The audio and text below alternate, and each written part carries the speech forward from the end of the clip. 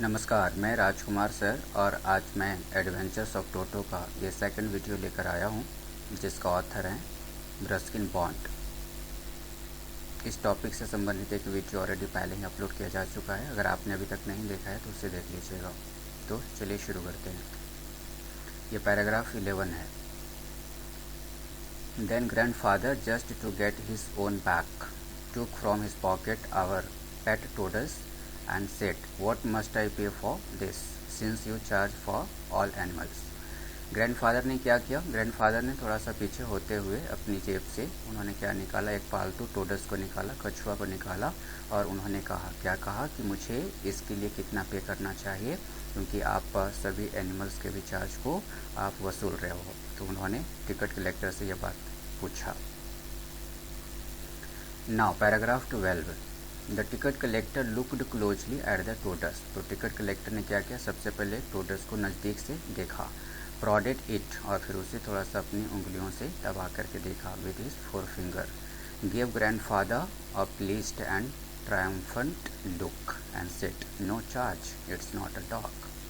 तो जैसे ही अपने फोर फिंगर से दबा करके उसे देखा तो फिर दादाजी को एक खुशी वाला वो एक्सप्रेशन दिया। It mean triumphant look means जीत वाला एक लुक दिया एंड कहा कि इसका कोई चार्ज नहीं है, क्योंकि यह एक कुत्ता नहीं है या फिर कुत्ता के कैटेगरी में नहीं आता है। Now paragraph 13। When Toto was finally accepted by grandmother he was given a comfortable home in the stable. तो यहाँ पर अब फाइनली टोटो को एक्सेप्ट कर लिया गया है दादी माँ के द्वारा, और जब दादी माँ के द्वारा एक्सेप्ट किया गया पूरी तरह से टोटो को, तो दादी माँ ने उसे रहने का व्यवस्था भी किया। इट मीन्स स्टेबल में एक कंफर्टेबल होम दे दिया। Where he had for a companion the family टंकी। तो उस स्टेबल में, जिस स्टेबल में उसे रहने का व्यवस्था किया गया, तो उसमें एक फैमिली डंकी भी रहती थी। तो एक साथी के रूप में उसके साथ उसे शिफ्ट कर दिया गया। और यहाँ पे डंकी का जो नाम बताया गया है नाना, तो नाना ये नाम बताया गया है डंकी का, इसके साथ उसे शिफ्ट कर दिया गया। On Toto's first night in the stable grandfather paid him a visit to see if he was comfortable. तो टोटो की जो पहली रात थी स्टेबल में, तो उसे जानने के लिए कि हाँ वो कैसा था, वहाँ पे दादाजी वहाँ पर विजिट किए और वहाँ पर ये जानने की कोशिश की कि वहाँ पे कंफर्टेबल था या नहीं। To he surprise he found नाना। तो जैसे ही स्टेबल में पधारे दादाजी और उन्होंने देखा कि यहाँ तो नाना भी है, तो बड़ा सरप्राइज हो गया वो।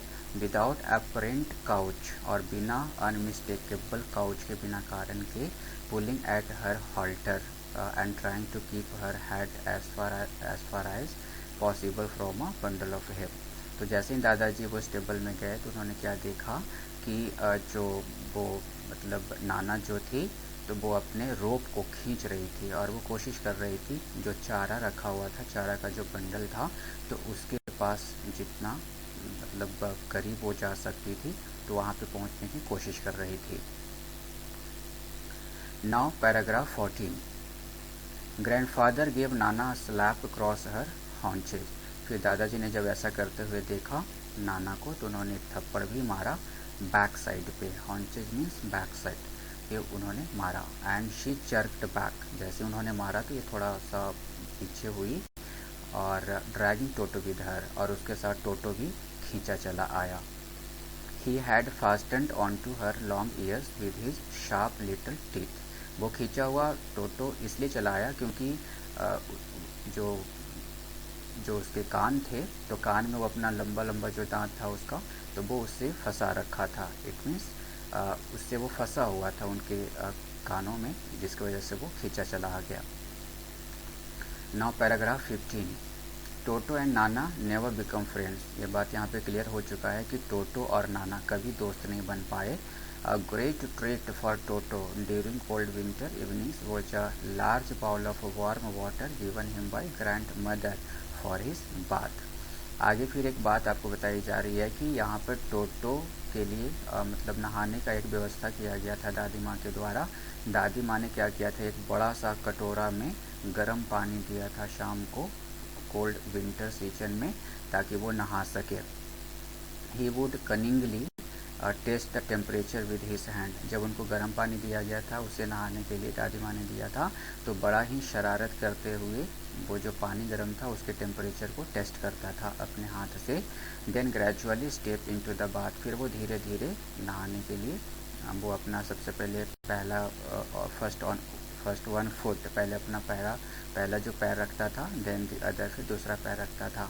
As he had seen me doing, ऐसा लगता था कि उसने कभी ऑथर को ऐसा करते हुए देखा था। Until he was into the water up to his neck, और तब तक ऐसा करता रहता था जब तक वो कटोरा में पानी में उसके गर्दन तक पानी न पहुंच जाए, तब तक ऐसा करता रहता था। Now paragraph 16, once comfortable he would take the soap in his hands or feet and rub himself all over। जब वो नहाने के लिए बैठता था तो किस तरह से वो नहाता था, इस पैराग्राफ में आपको बताया जा रहा है कि बहुत ही आराम से वो बैठ जाता था और वो सबसे पहले सोप को अपने हाथों में लगाता था, साबुन को अपने हाथों में लगाता था, फिर अपने पैरों में लगाता था, फिर उसको खुद से चारों तरफ उसको मलता था। When the water became cold, और जब पानी ठंडा हो जाता था, he would get out, वो बाहर निकल जाता था, and run as quickly as he could to the kitchen fire in order to dry himself, और वो कटोरा से निकल कर के जितना तेज़ी से वो भाग सकता था वो भागते हुए किचन में पहुंच जाता था, और किचन में जो आग जलता रहता था चूल्हा पे, तो वहाँ पे पहुंच जाता था ताकि खुद को वो सुखा सके, क्योंकि कोल्ड विंटर था, ऐसा इसलिए करता था।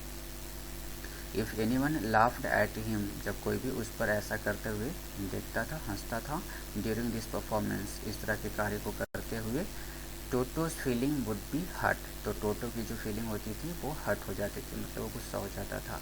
And he would refuse to go on with his bath, और फिर वो नहाने के लिए मना कर देता था। One day toto nearly succeeded in boiling himself alive, एक दिन तो कुछ ज़्यादा ही इसने गलती कर बैठा, मतलब वो उसने शरारत कर बैठा, ऐसा ही हुआ कि जिंदा ही वो खुद को जिंदा उबलते हुए पानी में लगभग वो सफल हो गया था, तो इस तरह से उसने शरारत कर बैठा था।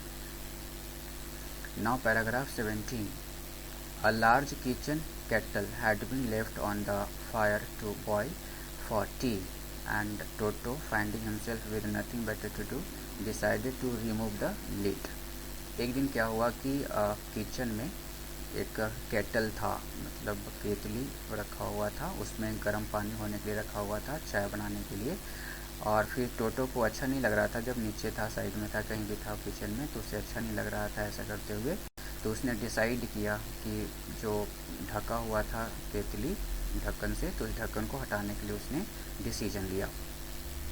Finding the water just warm enough for bath, और जैसे केतली को उसने हटाया तो पानी को उसने देखा तो लगा कि नहाने के लिए अभी पर्याप्त है, ज़्यादा गर्म नहीं हुआ है।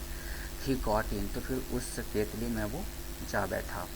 With his head sticking out from the open kettle, तो जो केटल था, केतली था जिसमें पानी गर्म हो रहा था चाय के लिए, तो वो खुला था, तो उससे अपना हेड को बाहर निकाला। This was just fine for a while until the water began to boil, ऐसे तो पानी अभी ज़्यादा गर्म नहीं हुआ था, वो उबला नहीं था, तो पानी जब तक नहीं उबला था तब तक तो थोड़ी देर के लिए वो सही था, उसमें अस्थाई बैठा हुआ था। Toto then rest himself a little, फिर उसने क्या किया, टोटो जो था अपने आप को अपना सिर को उसने निकाला, but finding it cold outside, लेकिन जब बाहर अपना सिर को निकाला तो बाहर भी ठंड ज़्यादा हो रही थी, इस वजह से उसने फिर अपने सिर को केतली में ही अंदर रख लिया। सेट डाउन अगेन, फिर से वो बैठ गया। He continued hopping up and down for a some time, जब उसको ज़्यादा गर्म महसूस होने लगा तो बार बार कभी अपना सिर ऊपर निकाले और फिर वो नीचे करता था, तो इस तरह से जंपिंग उसकी होनी शुरू हो गई थी। अनटिल ग्रैंड मदर अराइव्ड, तभी दादी माँ उस किचन में ऐसा करते हुए उन्होंने देख लिया, इट वो पहुँचे, एंड हॉल्ड हिम, उसको उन्होंने ड्रैग किया, खींच लिया। हाफ बॉइल्ड, वो आधा उबल गया था, आउट ऑफ द केटल, जब केटल से उसे बाहर निकाला गया था तो आधा वो उबल चुका था, तो इस तरह से वो शरारत करता रहता था। Now paragraph 18, if there is a part of the brain specially devoted to mischief, that part was largely devoted in Toto. यदि अगर बात की जाए कि ब्रेन का जो आधा पार्ट है, एक पार्ट कहें या आधा पार्ट कहें, जो पूरी तरह से समर्पित हो शरारत करने के लिए, तो ये ज़्यादा विकसित था टोटो के दिमाग में, टोटो के जो दिमाग में शरारत करने का जो एक कला था वो ज़्यादा विकसित था।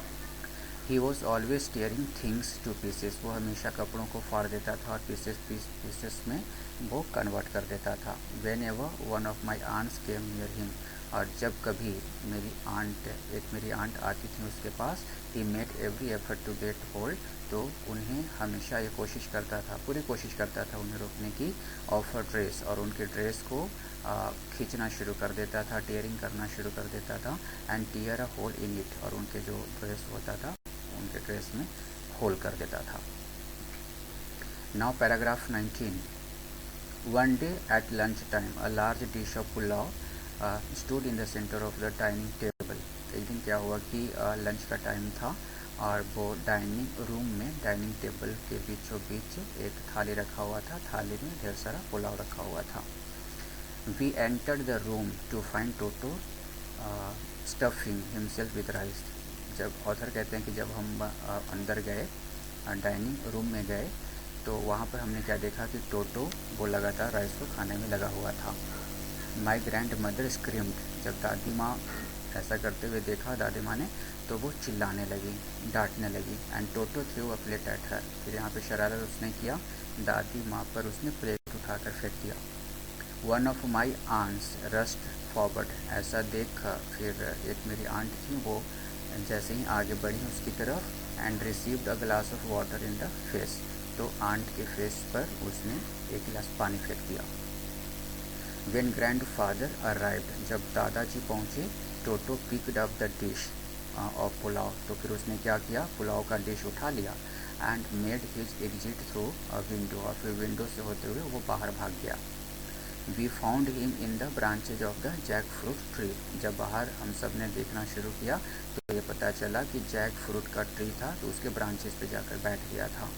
The dish still in his arms, और डिश जो था पुलाव वाला उसके बाजू में अभी भी थे।